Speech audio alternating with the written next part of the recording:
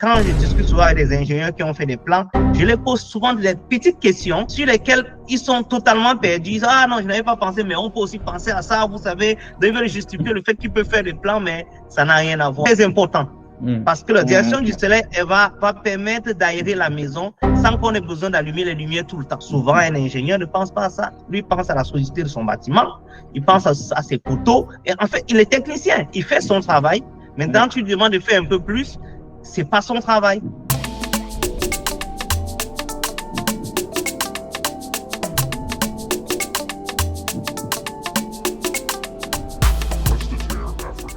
Bienvenue dans ce nouvel épisode de notre podcast Best Africa, le podcast qui a pour but de pouvoir mettre en avant des professionnels qualifiés en Afrique qui sont invisibilisés quand on est par exemple de la diaspora.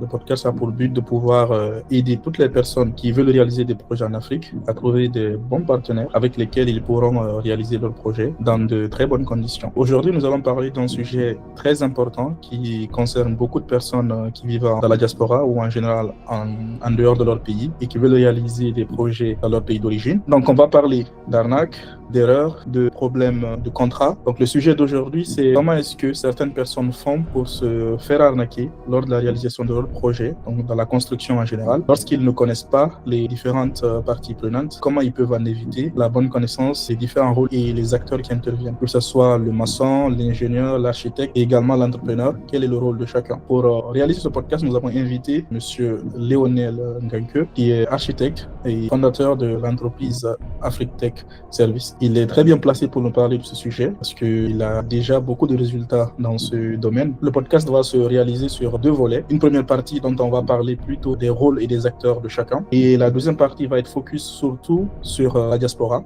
Ensuite, nous allons voir quelles sont les complémentarités qui existent entre ces différents acteurs, ces différentes parties prenantes, les grandes arnaques en général que nous rencontrons dans ce domaine lorsqu'on travaille avec l'un et sans l'autre. Et pourquoi, par exemple, le fait de confier un projet quand on est à distance ou quand on est même sur place à un seul acteur parmi ceux qu'on verra, pourquoi cela peut causer des problèmes. Également, nous allons voir quel est l'avantage et l'importance de passer par un cabinet d'architecture. Dans la réalisation globale d'un projet en Afrique de construction, on va voir les étapes clés qui existent de la phase d'étude jusqu'à la réalisation et même dans l'après-contrat. Je vais laisser la parole à Monsieur Léonel pour se présenter, nous dire un peu qui il est, présenter sa structure, enchaîner avec les différentes thématiques d'aujourd'hui. Ok, bonjour à tout le monde. Merci à vous. Merci pour cette opportunité que vous nous donnez à AfriTech IMO de pouvoir parler de ce domaine, de pouvoir partager notre expérience avec toute votre communauté. C'est toujours un plaisir. Je me nomme Léonel Nganke Tankou. Je suis entrepreneur. Je ne veux pas prendre le titre qui ne m'appartient pas. Je ne suis pas architecte, je suis un entrepreneur. Je suis un homme d'affaires en même temps. Donc, je suis dans l'immobilier. Ça fait presque 14 ans que je travaille dans l'immobilier et je réalise donc des projets. Bien sûr, mon épouse est architecte, donc c'est aussi une force que j'ai. Donc, je suis entrepreneur, je travaille avec un architecte à côté de moi. J'ai également une équipe, bien sûr, dans laquelle on a des ingénieurs. Durant l'entretien, on va voir la différence entre tout ça, l'architecte, l'ingénieur, l'entrepreneur, le maçon. On aura le temps de venir dans les détails. Donc, voilà, nous sommes AfriTech IMO. Je suis donc le directeur de AfriTech IMO. Nous sommes basés au Cameroun, précisément à Douala. Bon, nous avons bien sûr les bureaux à Yaoundé et on opère également au Ghana, où je suis même actuellement, et en Côte d'Ivoire, où je serai la semaine prochaine. Mi-décembre, je suis de retour au Cameroun. On a plusieurs projets actuellement en cours là-bas. D'accord, parfait. Parmi tous ces pays dans lesquels vous êtes, c'est toujours l'immobilier, parce que je sais que vous avez d'autres services que vous pourrez présenter qui pourraient intéresser peut-être d'autres personnes. Je fais beaucoup d'autres choses, c'est vrai. En fait, quand on dit immobilier, ça c'est la construction de maisons. En fait, certains pensent à la construction de maisons, mais à côté de ça, je fais tout ce qui est logement meublé. Donc, soit au Cameroun et au Ghana, j'ai des logements meublés, généralement que les gens appellent Airbnb ou Booking. Donc au Ghana, j'en ai assez, au Cameroun aussi et à Yaoundé notamment. Et je fais également des locations de voitures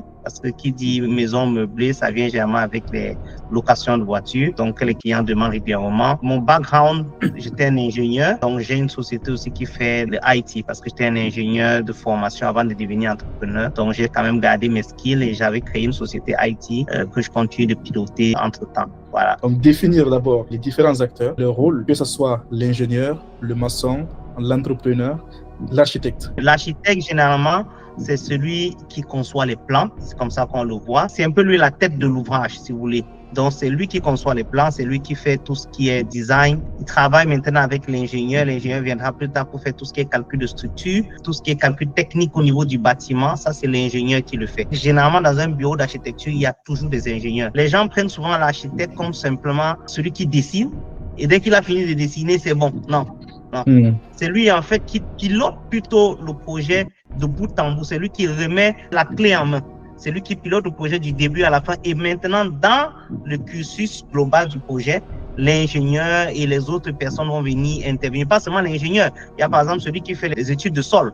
C'est pas forcément un ingénieur, c'est une structure indépendante qui viendra faire les calculs de sol et donner les résultats. Il y a les études environnementales. Quand par exemple il s'agit d'un bâtiment public comme un hôpital ou bien autre type d'études, tout ça c'est l'architecte qui va coordonner. La demande de permis, l'architecte qui coordonne. Donc en fait tous les autres éléments vont venir se greffer sur ce que l'architecte fait en global. Donc c'est un peu lui, si vous voulez, la tête, et tous les autres vont venir se greffer pour pouvoir ensuite construire tout l'ouvrage avec lui. Donc, on commence donc par l'architecte qui va designer le projet et qui va donner, si vous voulez, le ton, qui va donner toute la ligne directrice de tout le projet et qui va faire appel donc au fur et à mesure de la réalisation, on va entrer en détail au fur et à mesure qu'on y va. Appel, ok, j'ai besoin de l'ingénieur ici, j'ai besoin de l'entrepreneur ici, j'ai besoin d'une étude d'environnement, j'ai besoin d'une étude de sol, j'ai besoin même d'un cabinet de contrôle. En fait, il va coordonner tout l'ouvrage jusqu'à la fin. C'est à peu près ça. Maintenant, voilà, l'ingénieur, lui, beaucoup plus, c'est la partie technique. L'architecte, c'est un peu le maître d'œuvre, du coup. Voilà, le maître d'œuvre. Et le maître d'ouvrage, c'est le client en termes techniques. Pour l'ingénieur, c'est beaucoup plus celui qui va venir faire tout ce qui est calcul technique dans le bâtiment. Donc, un architecte qui veut faire, même si c'est une maison rez-de-chaussée, il a besoin de l'ingénieur pour faire les calculs techniques. Il a besoin de l'ingénieur pour savoir, ok, j'aurais besoin des poteaux de telle dimension, de telle taille, j'aurais besoin des poutres à ce niveau, j'aurais besoin, c'est-à-dire que tout ce qu'il a designé là, comment techniquement réussir à mettre ça pour que le bâtiment soit en sécurité, que ça ne tombe pas ou bien quoi que ce soit. Il a absolument besoin de quelqu'un qui a fait des études en génie civil. Un ingénieur, c'est pas le nom ingénieur. Il doit avoir fait des études en génie civil.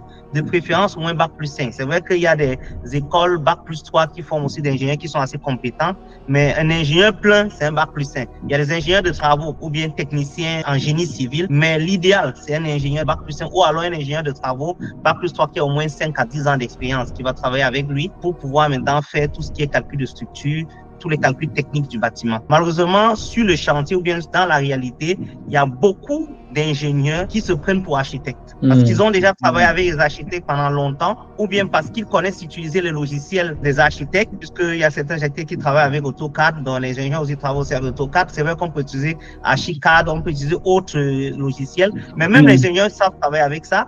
Comme ils savent travailler avec ça et puisqu'ils ont besoin d'intervenir dessus pour ajouter les éléments techniques et tout. Donc, quand un client vient les voir, il dit, oh, tu n'as pas besoin de l'architecte, moi je peux faire tout. On a l'impression qu'on peut banaliser le travail d'un architecte de 5 ans, parce qu'un architecte, c'est 5 années. Il n'y a aucune école d'architecture que je connais qui fait 3 ans. Ça n'existe pas. Quand je discute souvent avec des ingénieurs qui ont fait des plans, je les pose souvent des petites questions sur lesquelles ils sont totalement perdus. Ils disent, ah non, je n'avais pas pensé, mais on peut aussi penser à ça. Vous savez, ils veulent justifier le fait qu'ils peuvent faire des plans, mais ça n'a rien à voir. Souvent, je leur dis, ok, est-ce que quand tu as conçu le plan de ces clients, comme tu lui as dit que tu peux faire les plans, est-ce que tu as pensé à la direction du soleil? Il dit, attends, direction du soleil. Oh, c'est un détail très important. Parce que la direction du soleil, elle va permettre d'aérer la maison sans qu'on ait besoin d'allumer les lumières tout le temps. Où est-ce que le soleil se lève? Où est-ce qu'il sera vers midi? Où est-ce que le soleil se couche? Ça permet d'orienter les ouvertures. C'est vrai qu'on oriente les ouvertures aussi en fonction des voisins, mais également en fonction de la direction du soleil. C'est très important. Souvent, un ingénieur ne pense pas à ça. Lui pense à la solidité de son bâtiment. Il pense à ses poteaux. Et en fait, il est technicien. Il fait son travail. Maintenant, tu lui demandes de faire un peu plus. C'est pas son travail. La circulation du vent, il ne pense pas. Je dis, est-ce que tu as pensé à la circulation de l'air dans le bâtiment? C'est un détail, mais très important. Après, vous avez une maison qui chauffe. Or, on sait qu'il y a beaucoup de gens en Afrique qui n'ont pas assez d'argent pour installer les climatiseurs. Donc, tu es dans la maison, même quand tu ouvres les fenêtres, ça chauffe. Pourquoi? Parce que les ouvertures ont été placées dans la mauvaise orientation de la circulation du vent. Du coup, le vent ne circule pas. Pourtant, on a des ouvertures. Ce sont des petits détails auxquels les ingénieurs ne pensent pas. Et il y a aussi beaucoup de clients qui aiment faire ça. J'ai vu un plan ici, je veux exactement le même plan. Un plan ne fonctionne pas forcément d'ici à là parce que le terrain peut être différent. il peut avoir d'autres maisons à côté qui font en sorte qu'on est obligé d'orienter différemment. Il peut avoir, on peut dire, l'état du terrain ne permet pas de répliquer la même chose. Il y a beaucoup d'autres choses on peut faire un truc similaire, mais on prend pas un plan et on copie, on part réaliser ailleurs, ça ne marche pas. Donc vraiment l'ingénieur, pour revenir sur la question, l'ingénieur c'est la partie technique. L'architecte, on a dit, c'est lui qui a tout l'œuvre, c'est le maître d'ouvrage. Et donc l'ingénieur, il a la partie technique. Bon, à côté de l'ingénieur, comme j'ai dit, on peut avoir des cabinets qui vont venir faire les études de sol pour pouvoir déterminés ces résultats vont permettre à l'ingénieur de pouvoir définir, de pouvoir faire ses calculs techniques, donc à savoir quelle profondeur il va mettre des semelles, tout ce qui est poteau et tout le reste. Il peut avoir les études environnementales qui viendront aussi se greffer à ce que l'architecte va faire. Si c'est, comme j'ai dit, un œuvre, souvent pour certains bâtiments comme des bâtiments publics ou bien les hôpitaux, des trucs comme ça, qui vont venir se greffer. Maintenant, un maçon, c'est vraiment quelqu'un qui va venir réaliser l'œuvre. Bon, c'est tout ce qui est... L'ouvrier. C'est un ouvrier, mais c'est même une partie des ouvriers dont on a besoin. Parce que sur un chantier, on n'a pas que des maçons. On a des électriciens, on a des plombiers. Voilà. On a ceux qui font ici, tout ce qui est ici, c'est air condition. Tout ce qui est climatisation, froid et climatisation. Donc, tout ça sont des techniciens différents. Donc, on a tout type de techniciens. On a des maçons, des plombiers, des menuisiers même. On a des menuisiers pour tout ce qui est porte-fenêtre ou bien placard. Voilà, donc il y a même aujourd'hui des gens qui sont spécialisés dans la cuisine. Ils viennent et te disent, je ne fais que la cuisine. Mon travail, si tu me donnes un autre travail, je ne fais pas. Je suis expert en cuisine. Oui, c'est la cuisine. Voilà. Donc, je pense qu'on a plusieurs corps de métier. Maintenant, tous ces corps de métier-là peuvent être regroupés sous un entrepreneur. Que moi, je suis, par exemple. Donc, moi, dans mon portefeuille, j'ai, par exemple, je travaille avec toutes ces personnes-là. Donc, j'ai toutes ces équipes-là disponibles. Lorsque j'ai un chantier que je dois réaliser, donc, je fais appel à tous ces corps de métier. J'ai une équipe de maçonnerie, j'ai une équipe de plomberie, j'ai une équipe d'électricité, de froid et climatisation, une équipe de menuiserie avec qui on travaille. Tout l'ouvrage, en fait, qui nous a été donné. Voilà un peu, en quelque sorte, de manière pratique, le rôle de chacun dans la construction d'une maison. Donc, l'entrepreneur, donc, vous dites que ça, c'est une structure qui, en son sein, n'est peut-être pas architecte, n'est pas ingénieur, n'est pas ouvrier, mais qui a une structure qui peut être en collaboration avec ces profils-là, ou bien c'est lui qui a le marché. Comment ça se passe dans ce cas-là, du coup? En fait, c'est lui qui a le marché, c'est lui qui regroupe, si vous voulez, tous ces corps de métier et qui les coordonne.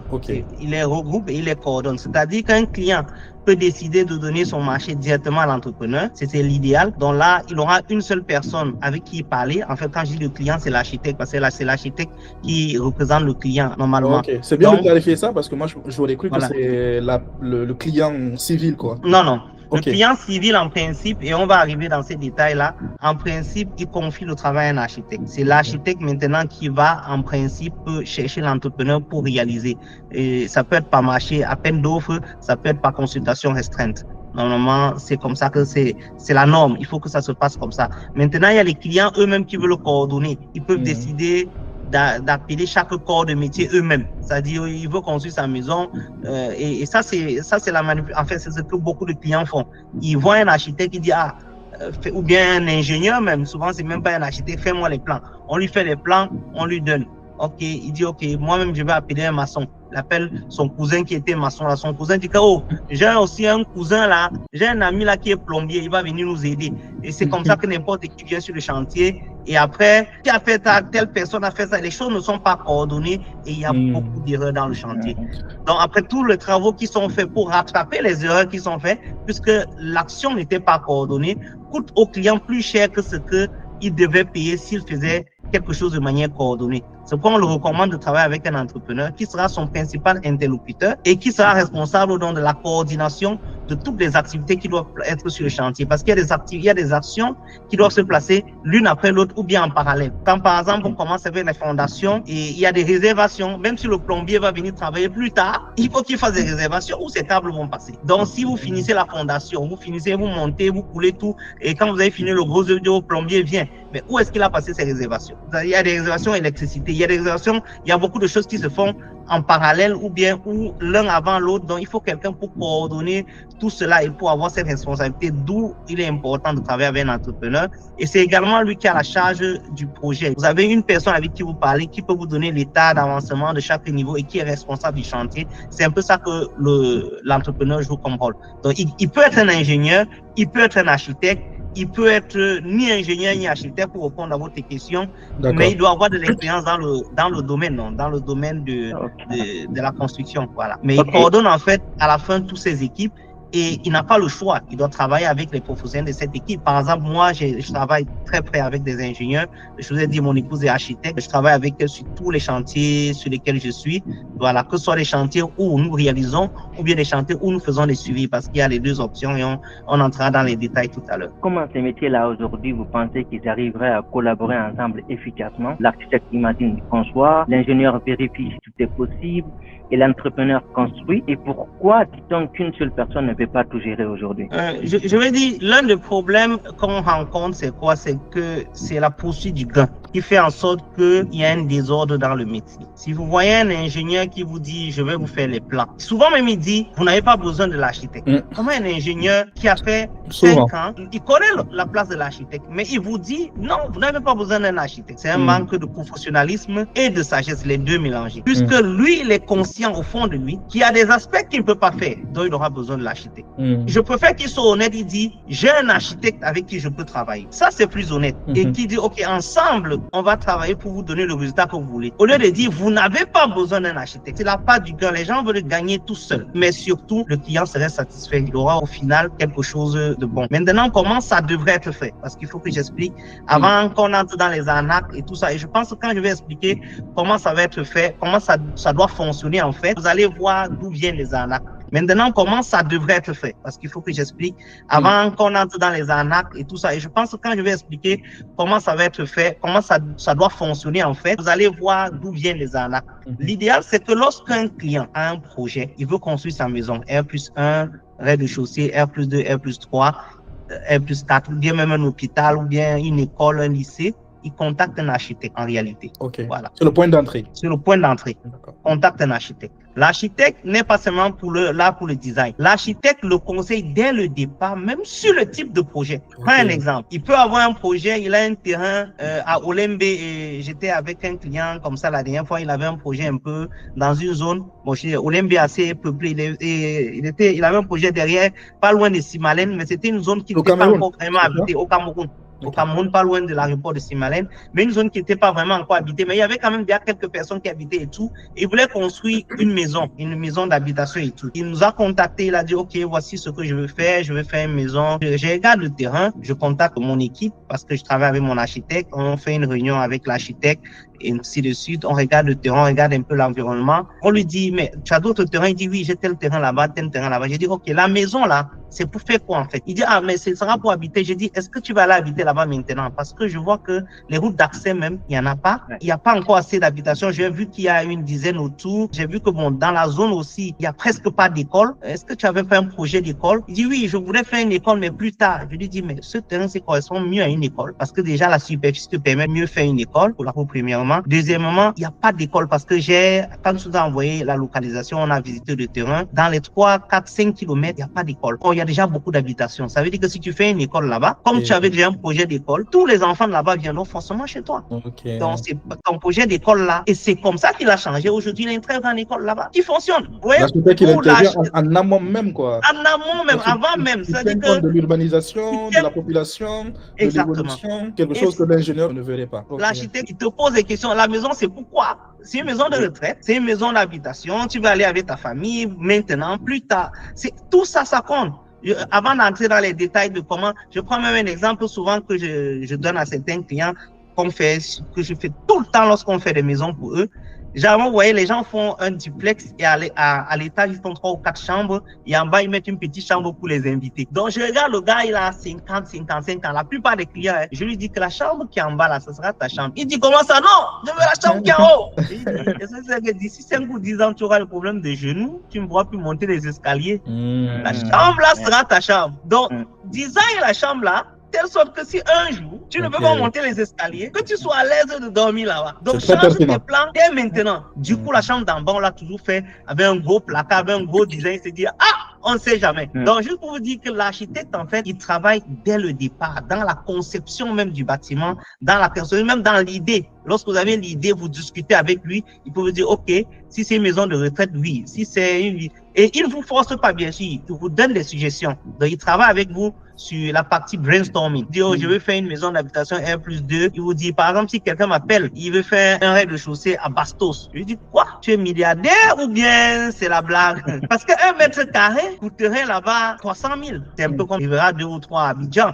ou bien Esligon à Accra. C'est-à-dire, s'il veut faire une petite villa, une villa R+1, si c'est un multimilliardaire, je dis oui, bon, c'est normal, tu as ton argent, fais-toi plaisir. Mais si c'est quelqu'un qui se cherche ou bien un businessman qui veut se faire de l'argent, je lui dis que mon frère, oublie. Toi, tu fais un immeuble, minimum R+4 pour optimiser le mètre carré, parce que là, tu as un mètre carré qui coûte 300 000 francs CFA. Tu peux pas venir mettre un R+1 dessus. Vaut même, tu revends ce terrain et tu peux faire construire ta maison, pas dans un faux quartier, tu peux aller ici à Omnisport, tu peux aller à Maison Blanche, si on est à Douala, tu es à Bonanjo, je te dis, on ne fait pas ça à Bonanjo, fais à Ndokbon ou bien ailleurs. Tu peux avoir une autre belle maison ailleurs, mais ne va pas là où le mètre carré coûte 300, 400 000 et tu fais R+1 quand tu n'es pas multimilliardaire. Directement, on casse le projet, on lui donne de meilleures orientations. C'est là où, en fait, l'architecte travaille dès le départ, avant qu'on entre dans le design, il t'accompagne même dans l'idée du projet. De manière globale, il donne son cahier de charges. L'architecte, en fonction du cahier de charges qui a été donné, il va aller donc travailler pour sortir les plans. Quand on a fini de discuter l'idée, on passe au cahier de charge, on commence la conception. La conception ne veut pas dire que dès que je conçois, je viens lui dire que c'est fini. Non, l'architecte va concevoir la partie 2D, pas en 3D pour le moment. Je peux voir des chambres de telle superficie, des chambres de 14 mètres carrés ici. La chambre principale, ce sera 20 mètres carrés. Le salon sera 40 mètres carrés, et ainsi de suite. On va entrer ici, on sort par là-bas. On voit tout ça sur 2D. On valide. Le client donne son avis. Oh non, moi j'aimerais que quand je rentre du travail, que j'ai une petite porte secrète par là-bas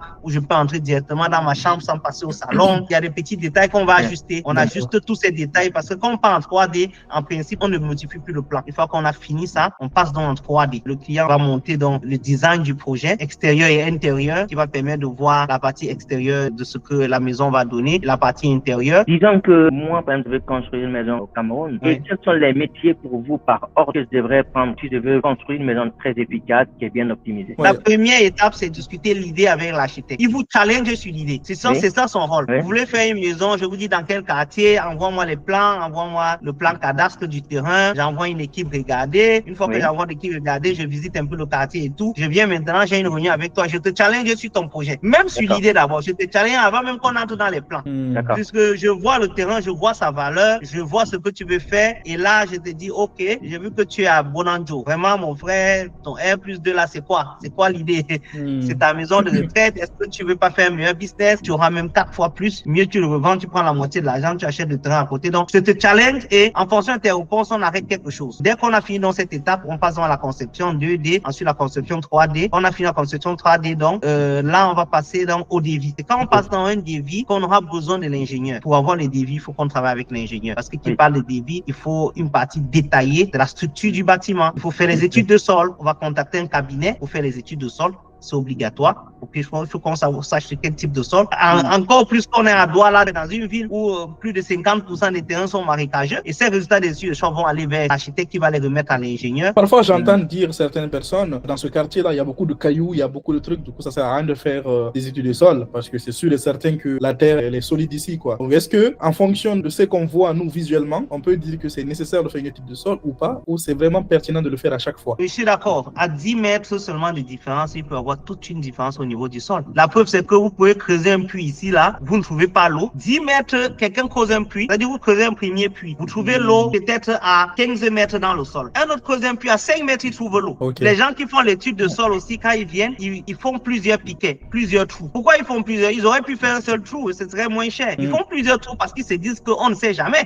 Ce qui est ici peut être différent de ce qui est là-bas, ce qui est là-bas. Donc, même à 2 ou 3 mètres, on peut avoir une différence au niveau du sol. Donc, mon voisin peut être là où il y a des cailloux. Ça ne veut pas dire que là où chez moi, il y a les cailloux. Donc, c'est très dangereux de le faire. Même si mon voisin a les résultats de son étude de sol, c'est pas le mien. Donc, on a peut-être même 3 mètres d'épaisseur de terre rouge. Et tu ne sais pas. Et tu vas aller faire une petite semaine, tu vas prendre un truc de 1 mètre et quelques, et tu fais sur un truc fragile. Après, ta maison s'enfonce, bien ça fesse ou bien tombe et tu te plains. Dans l'étude de sol, c'est obligatoire. Une fois l'étude de sol fait, les résultats seront donnés à l'architecte qui va les partager avec l'ingénieur. Donc, c'est en ce niveau que l'architecte en fait entrer l'ingénieur pour faire les calculs de structure du bâtiment. D'accord. Là, on parle de coût autres, etc. Voilà. Ok. Tous les deux, ils vont travailler dans sur le devis. Les prix qu'ils mettent, ce sont les prix approximatifs du marché. De part de leur expérience, donc on a une idée globale de combien va coûter l'œuvre. On n'est pas encore dans la réalisation, on est toujours dans l'étude. Ok.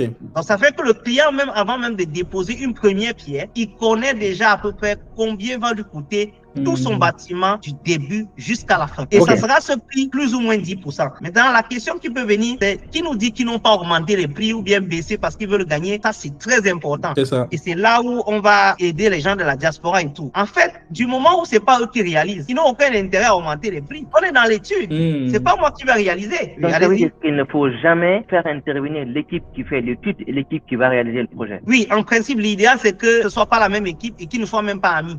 Ouais, parce que tu peux pas être juge et... Voilà, donc juge et parti, ça marche pas. L'idéal, c'est qu'ils ne soient même pas amis. Voilà.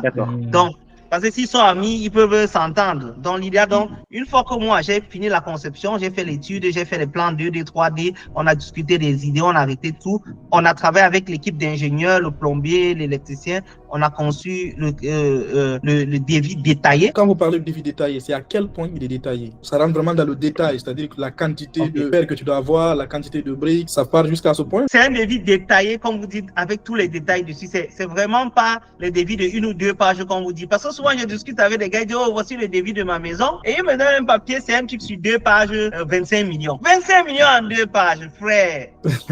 Ou bien ces gens, on les voit tous les jours sur Internet. Je veux faire le gros œuvre de votre R+1 à 10 millions. Seulement un puits coûte combien? Une fosse septique coûte combien? Ce sont des chantiers que vous allez voir, il y aura toujours des imprévus. Après, dès que tu le contentes en inbox pour réaliser le gros œuvre, il dit non, la fosse septique ne faisait pas partie. Le puits ne faisait pas partie. Un tas de choses. Après, quand vous mettez tout ça, vous vous retrouvez à 20 millions. Par exemple, si tu dois faire un R+5, est-ce que tu as un devis par palier? C'est-à-dire que je sais, pour faire mon rez-de-chaussée, j'aurais besoin de telle somme d'argent. Si j'ai envie d'augmenter mon R+1, j'aurais besoin de cette partie. Est-ce que c'est un devis comme ça? C'est un devis en phase pour la plupart du temps. On sait que surtout en Afrique, les clients n'ont pas toujours toute la somme. Personne n'attend à avoir tout l'argent. Généralement, les gens se débrouillent. Donc, il faut être prêt à accompagner les clients avec ça. On va par exemple partager 1 ou 2 devis et on pourra voir. Par exemple, celui-ci, c'était tout simplement une villa basse, juste pour vous montrer les détails des devis. Donc, ça, c'est l'exemple d'un devis, en fait, d'une villa basse. Voilà, d'un devis, par exemple, d'une villa basse, d'une simple villa basse qui est en construction actuellement, d'ailleurs, en Colbison, à Yaoundé. Vous voyez qu'on a un devis quantitatif estimatif. Donc, on travaille, on met les détails. Il y a tout ce qui est préliminaire. Avant même de commencer le chantier, il faut prévoir les espaces, les bureaux du chantier, ou bien on va garder les pièces, les coûts estimatifs, les prix unitaires, les prix totaux, les quantités. Comme je dis, ça, c'est un travail qu'on fait avec son ingénieur. Et les prix qu'on met ici sont les prix estimatifs. On va donner à l'entrepreneur et l'entrepreneur, lui, va normalement venir avec ses prix. C'est pas l'entrepreneur qui va faire les calculs. C'est pas lui qui va nous donner les quantitatifs que je veux tel nombre de parpaings, je veux telle quantité de béton.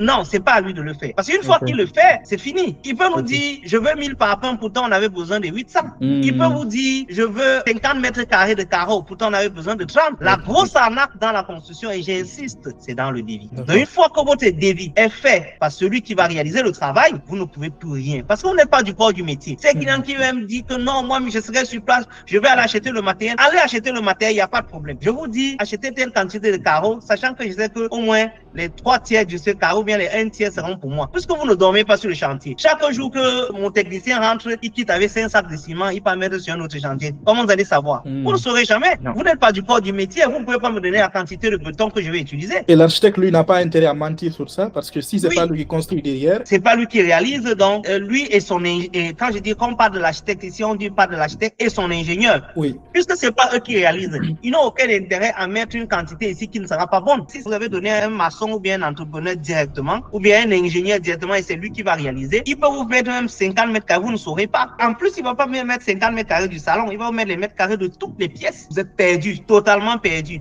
Ce que vous allez faire, c'est que vous allez aller sur le prix, vous dire, oh, ta ligne là, pourquoi c'est même 1 500 000? C'est un peu trop cher. Il dit que non, on va te faire un prix, disons, on peut même faire 1 450 000. Donc, vous êtes sûr que vous allez gagner. Pourtant, le prix réel pour réaliser ça, c'est peut-être 900 000. Donc, sur cette ligne seulement, il est en train de vous prendre, il y a plus de 400 000 francs CFA. Donc, l'arnaque se passe tout dans le devis, dans ce devis. Donc là, le devis, vraiment, comme vous le dites, il y a des phases. Donc là, j'ai vu, il y avait la phase de terrassement. Il y a tout ce qui est fondation, il y a élévation. comme vous voyez, il y a les chéneaux et acrotères, éléments décoratifs. Donc, on est dans le gros œuvre seulement. Hein. Là, on est dans le gros œuvre. Ça, c'est un début de gros œuvre. La plomberie sanitaire, les fouilles qu'il faudra faire, les maçonneries, des faux sceptiques. Donc, même si le client dit, j'ai mon cousin qui est maçon ou bien qui est entrepreneur, je veux que c'est lui qui réalise le marché, je lui dis, il n'y a pas de souci. Je fais le design, le cadre des devis estimatifs. Ton cousin va venir soumissionner comme les autres. Même si on va lui donner le marché, je voudrais qu'il soumissionne. Okay. On va comparer son devis avec les autres et on peut maintenant le pousser à ajuster quelque chose qui est raisonnable. Donc, si maintenant... Soumissionner, c'est-à-dire postuler à l'appel d'offres. Postuler, voilà, postuler à l'appel d'offres.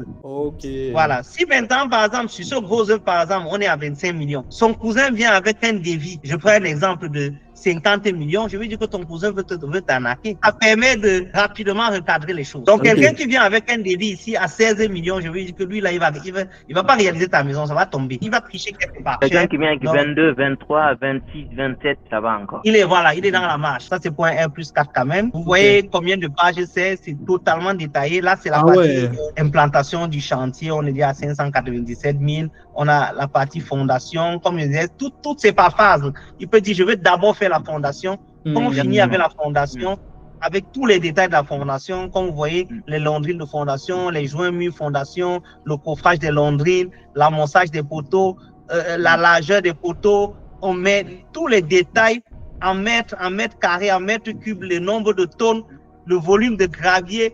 C'est nous qui les donnons. C'est ultra détaillé. Ce n'est pas la personne qui doit vous donner les quantitatifs. Il vient mettre une quantité qui est double par rapport à ce dont vous avez réellement besoin. Comment vous saurez? Un financier de dernier niveau, il ne saura pas, c'est pas son domaine, c'est pas son métier. C'est ici que ça se joue. Or, la seule personne donc qui peut analyser dit que, OK, le nombre de fer que tu as prévu ici, là, c'est beaucoup par rapport à ce qu'on a conçu. C'est ton équipe d'architectes et son ingénieur. Donc, c'est pourquoi on ne laisse même pas l'entrepreneur le faire. On le fait et l'entrepreneur vient mettre ses prix. OK, en général, les gens en Afrique font beaucoup ça ou pas? Il y a certains qui refusent, hein. Il y a certains qui refusent, il veut aller directement chez son cousin, bien chez son neveu ou bien chez quelqu'un qui est dans le bâtiment. Mais la plupart regrettent par la suite. Oui. La plupart par la suite, ils regrettent parce que je les demande par A plus B que l'argent que vous voulez économiser en allant directement, vous le payez cash sur le terrain. D'accord. Cash, vous le payez dans la surfacturation ou alors dans les oublis. Or, même le domaine de la construction, lorsqu'on n'a pas préparé quelque chose, lorsqu'on n'a pas conçu, il y a forcément beaucoup d'imprévus. Et les imprévus sont souvent plus beaucoup même que ce qu'on a réalisé. Donc, vous allez voir des gens qui avaient prévu réaliser un truc à 15 millions et qui se retrouvent dans la réalisation à 25 millions, 10 millions de plus. Parce que dès que tu vas évoquer ça, il va dire que non, ça ne faisait pas partie. Quand je t'avais envoyé le devis, tonton, ce n'était pas dedans. Comment tu vas faire une maison et tu ne mets pas les antivols? Non, dans le devis que je t'avais envoyé, j'avais prévu juste les fenêtres, j'avais prévu des NACO. Je n'avais pas prévu des fenêtres coulissantes et je n'avais pas prévu d'antivols. Je me disais qu'avec les NACO, c'est suffisant.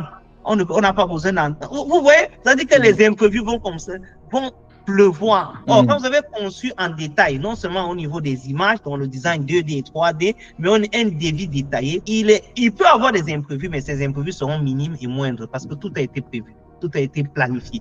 Et ça permet aussi que même quand vous recherchez de l'argent, vous recherchez l'argent de manière, en fait, orientée. Vous savez que, OK, ma fondation va me coûter 10 millions. Donc, dès que je relis 10 millions, je peux les envoyer, ils commencent, dès qu'ils ont fini, on passe à la phase suivante. Les poteaux RDC, on a tous les détails et toutes les phases. Donc, on a combien de lignes là? C'est énorme. Hein? C'est quand même un R+4, juste pour donner une idée du bâtiment dont on parle. Là, c'est de ce bâtiment qu'on parle. Hein. C'est quand même un beau bâtiment. Il est réalisé aujourd'hui? Non, c'est en cours. C'est pas réalisé actuellement, c'est pas fini. Au Cameroun aussi? Oui, c'est au Cameroun. On a tout ce qui est électricité ici, fil courant, donc interrupteur simple allumé encastré. On donne les détails. Interrupteur simple allumé étanche type plexo. On donne les détails. Ça évite que, puisque si je vous dis qu'un interrupteur coûte 6 000, vous me donnez 6 000 et je peux acheter l'interrupteur de 1 000 francs parce qu'il y a l'interrupteur de 1 000 francs. Il y a pour 1 000 francs. La fonction du standing entendu, vous savez que je vous gagne 5 000. On est en train de parler d'un interrupteur. Donc, un immeuble peut avoir combien d'interrupteurs? Vous imaginez donc combien il peut gagner? C'est énorme dans les détails. Et là, il y en a là, on dit environ combien d'interrupteurs on a besoin? Oui, on donne en fonction du niveau. En fonction du niveau où on est, est-ce qu'on on fait électricité R+1. Là, on est au R+1. Donc, R+1, on a interrupteur simple allumé encastré, on en a 10. OK. Voilà. Le type mosaïque, on en a 2. de type Plexo, on en a 5. Et c'est ce type-là qu'on va acheter. C'est pas les trucs chinois qui sont dehors, qu'on va prendre à 500, venir vous coller. Et là, maintenant, lorsque je donne ce devis donc à celui qui va réaliser le marché, lorsque je viens faire le contrôle, je contrôle tout ça. Je me rassure que les interrupteurs qu'il a achetés, les ampoules qu'il a achetées, correspondent au type qu'on lui a donné. Certaines fois même, je peux imposer la marque. Je peux dire interrupteur simple allumage, étanche type Plexo, le grand, pour lui dire c'est ça que je veux exactement, c'est pas un autre, parce qu'il y a un type de qualité que je veux. Et ça permet standard aussi. Voilà, un standard. Ça permet qu'après, quand je remets les clés au client, je suis convaincu que la qualité du travail que je lui ai remis, c'est exactement ce qu'on a arrêté. Et bien sûr, les finitions se font en fonction des clients. Si un client dit que non, vraiment, mets n'importe quoi là-bas, le chinois, on met le chinois. S'il dit non, je veux quand même un type standard, ce qui est chinois n'est pas forcément mauvais. Le client qui vous dit réellement je veux ce type d'interrupteur, ou bien c'est vous? Il nous dit à peu près le type de finition globale qu'il veut en fonction de son budget. On lui recommande, ok, va vers un type assez simple, un type ça. Et même là, il y a des choses sur lesquelles je peux lui dire non, ici, même si tu n'as pas assez d'argent, par exemple, sur tel type de tuyau, prends ce type de tuyauterie parce que ça dure plus. Si tu prends ça qui est moins cher, après, tu as des problèmes de plomberie dans tout ton immeuble ou bien dans tout ton bâtiment et tu vas casser le mur à tous les niveaux. Peut-être au niveau du robinet, tu peux prendre quelque chose de moins cher parce qu'après, changer ça, c'est pas un problème. On peut changer ça, ça se casse. Mais ce qui est encastré, fais attention. Fais attention à ce qui est encastré. Parce que ce qui est encastré, une maintenance va demander qu'on casse le mur et ça va te revenir plus cher. Ce que tu voulais économiser, tu vas le perdre dans la maintenance. Puisque je donne le cahier des charges à l'entrepreneur, tous les entrepreneurs qui vont soumissionner, je les exige de me donner la marque. Ça fait qu'au moment de livrer, parce que sinon, on ne pourra pas faire facilement la comparaison entre 2 ou 3 entrepreneurs. Parce qu'un pot de douche, vous pouvez trouver un pot de douche qui coûte 30 000 et un autre pot de douche coûte 50 000. À visu, c'est le même pot de douche. Oui. Mais le premier, là, l'enfant s'assoit dessus 2, 3, 4 fois, ça se casse. Après, vous dites, attends, non, il utilise mal. Non, c'était peut-être une mauvaise qualité. Donc, au moment de la soumission, je peux exiger à chaque entrepreneur de me donner les détails des livraisons. Ou alors, je peux choisir un magasin même. Là, le client peut choisir un magasin là où vous voulez que vous achetez son matériel. Faire toute cette étude-là même coûtera 10% des projets ou 20% des projets pour faire ça ou sans le faire? C'est une très bonne question. On pourra entrer en détail après sur comment ça s'est échelonné. Mais je veux vous dire de manière globale, la partie étude et suivi varie en fonction de la taille du projet, de manière grosso modo, entre, on va dire, 4% et 10%, en fonction de la taille du projet. Je viens de dire la partie étude et suivi. Parce que certaines personnes vont s'asseoir, vont dire, OK, si j'ai un projet, on prend un exemple, un projet de 100 millions, il va dire, mais comment est-ce que je vais donner 10 millions à l'architecte? Si on prend par exemple le cas de 10%, juste pour qu'il étudie. Non.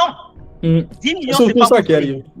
Voilà, c'est pas pour son étude. La partie étude sans suivi, par exemple, sur un projet de 100 millions, pourrait coûter dans les 3-4 millions. La partie étude. Étude ici, c'est quoi? C'est tout ce qu'on a vu au départ, c'est-à-dire qu'il discute avec vous, il fait les plans 2D, il fait les 3D, il fait les calculs de structure. Ça inclut le travail de l'ingénieur qui travaille avec lui.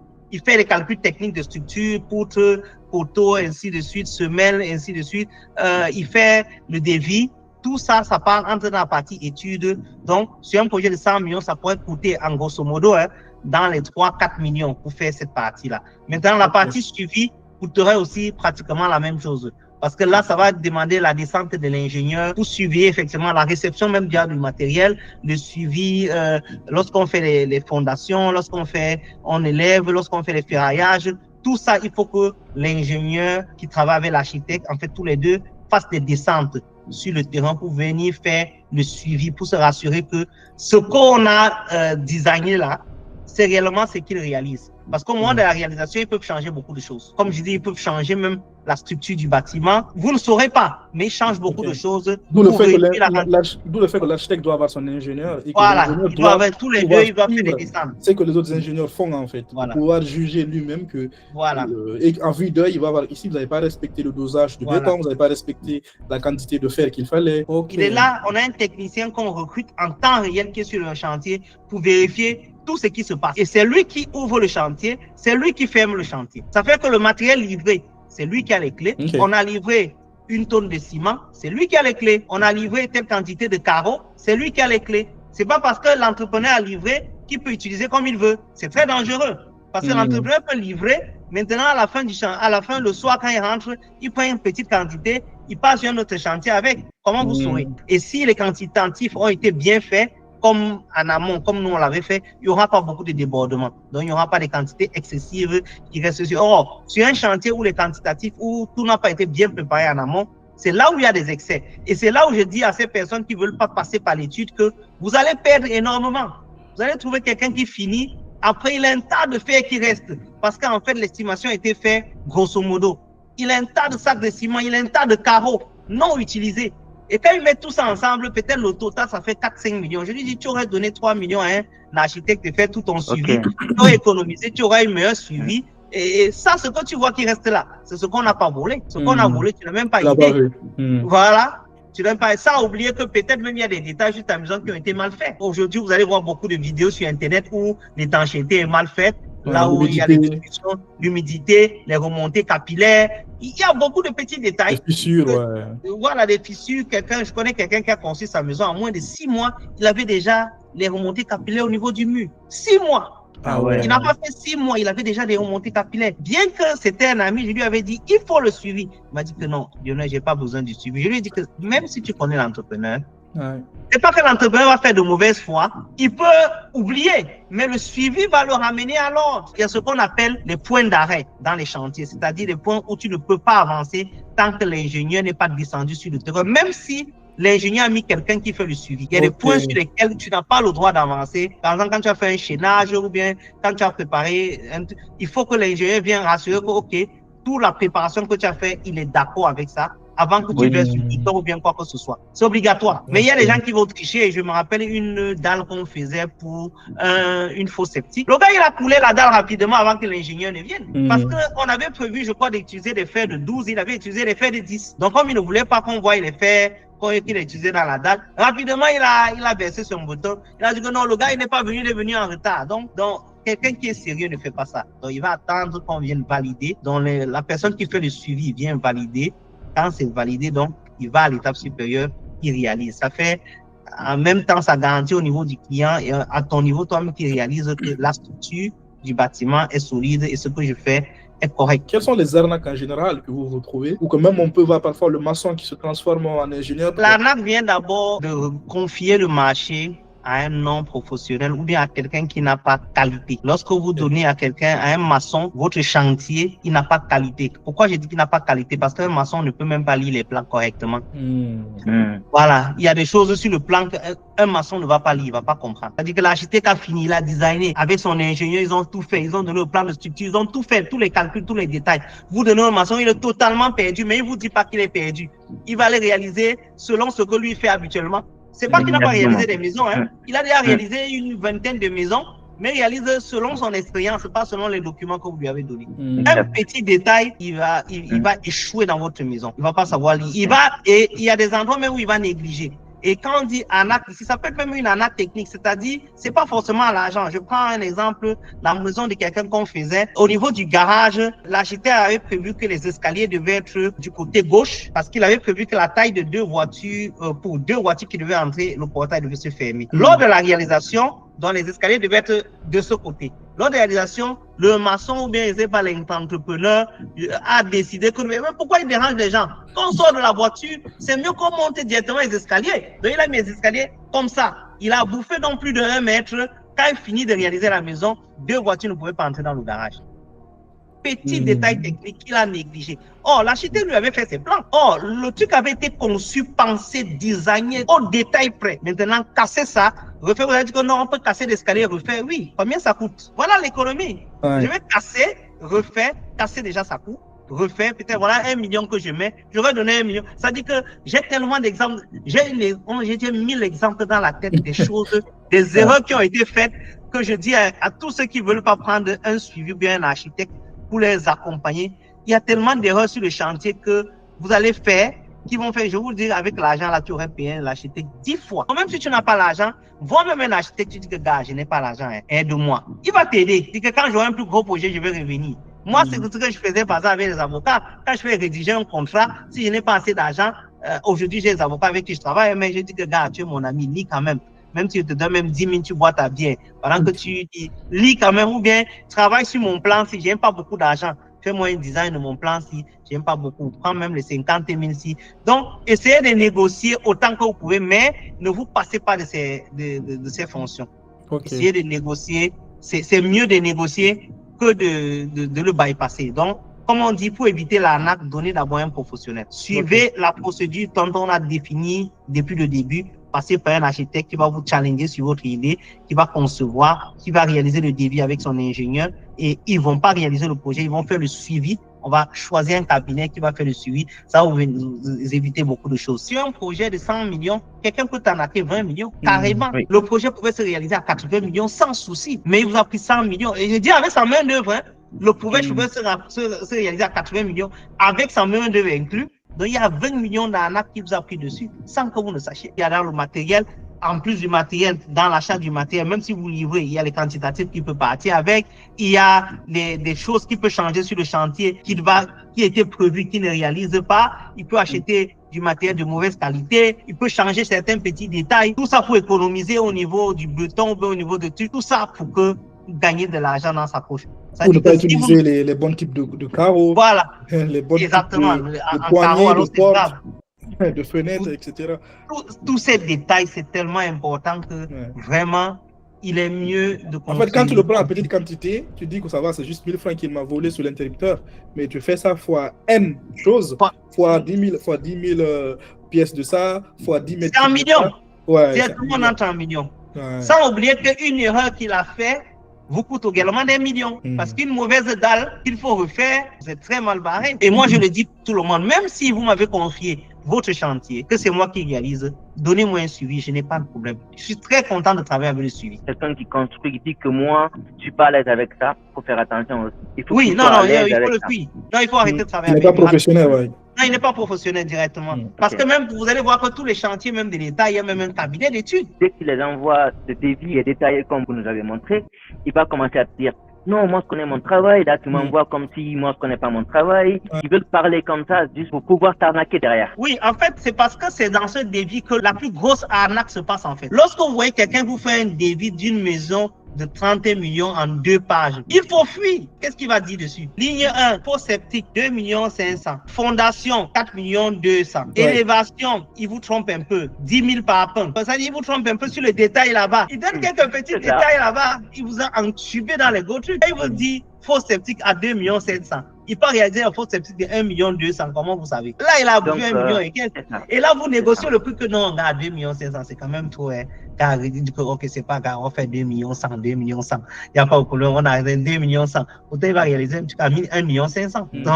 Donc, en fait, c'est dans le devis que tout se passe. Pour moi, si votre devis vient de la personne qui va réaliser, il faut avoir peur. Donc, ça c'est vraiment revenir donc à ma question, donc la suite dont vous êtes en train de dire, la valeur réelle vraiment du cabinet d'architecte. Qu'est-ce qu'il te fait gagner par rapport à tout ça? Parce que le plus souvent, on pense qu'il est cher, parce qu'on ne voit pas tout ce qu'il nous fait gagner. Parce qu'à court terme, on pense que voilà, il coûte cher, mais là, vous avez vraiment dit qu'il est en 4 et 10% du projet global et qu'on voit qu'il nous fait vraiment gagner beaucoup de choses. Donc, si vous pouvez rentrer un peu en détail par rapport à ça, pour qu'on comprenne vraiment la valeur réelle de ce qu'il nous apporte et qu'est-ce qui nous permet d'optimiser vraiment sur le moyen, court et long terme. Ok, en termes de chiffres, je donne des chiffres et ça, on peut le vérifier sur presque tous les chantiers. Un chantier qui est confié directement à un entrepreneur sans passer par les études d'un architecte et tout ça, avec tous les erreurs, les oublis, les calculs, on évalue tout ça environ à 35 à 40%. De surplus? Oui, de surplus. Les imprévus, le vol, ça peut même aller plus que ça, parce que le vol même peut être même le double, seulement le vol. Donc, on va prendre celui qui vole normalement. C'est quand même mon frère, je ne vais pas voler beaucoup. Donc, s'il me donne 5 000, je prends quand même 500 pour moi chaque fois. Donc, je prends un peu. Il peut même avoir l'expertise, mais ces techniciens sur le terrain oublient. Parce que lui qui a l'expertise, l'entrepreneur, il n'est pas sur le terrain tous les jours. Il a 7 chantiers. Ces techniciens font donc des erreurs qu'il faut rattraper. Souvent, qu'il lui-même dit que non, ce n'est pas nécessaire de rattraper. Les sons, ce n'est pas grave, puisqu'il n'y a pas de suivi. Donc, on évalue tout ça à 35%. Ça veut dire quoi?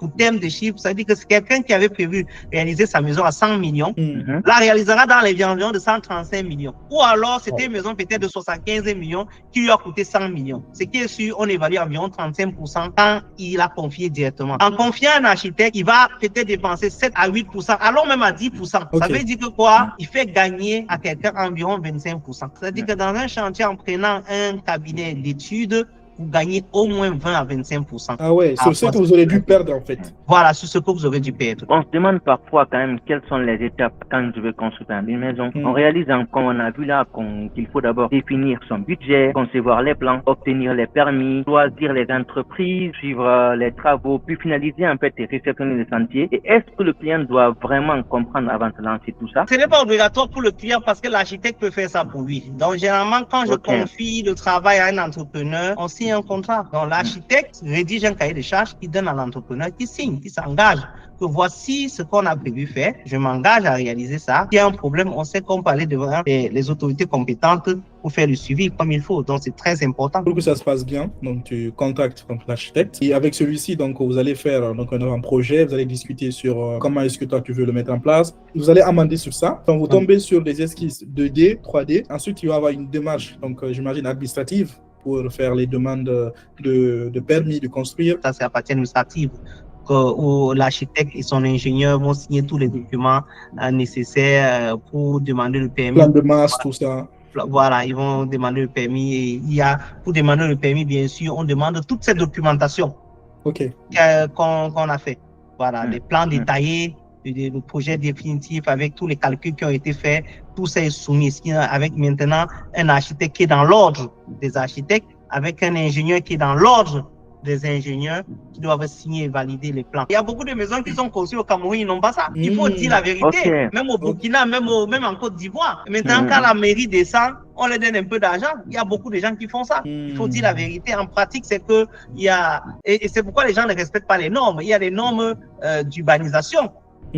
Parce que quand vous déposez, quand vous soumissionnez votre dossier de permis de construire, on peut le rejeter. Parce que, par exemple, c'est pas parce que vous avez un terrain de 500 mètres carrés que vous devez bâtir sur tous les 500 mètres carrés. Généralement, il y a un certain nombre de mètres carrés qu'on doit laisser devant, derrière. Voilà. Que les gens ne respectent pas. Je ne sais pas si vous avez quelque chose à rajouter par rapport à cette première partie, donc avant qu'on attaque la seconde. Résumé par rapport à tout ce qu'on a vu là, avant qu'on attaque la seconde. Je recommande, comme on l'a dit depuis le début, à toute personne qui veut construire la maison dans la diaspora, de confier son projet à un cabinet d'architecture, un architecte qui vont le faire toute la partie conception, étude et suivi pour lui garantir au moins un gain de 20% sur son œuvre. C'est très important. Ça va l'éviter beaucoup d'arnaques, ça va lui garantir la solidité et la qualité de son bâtiment.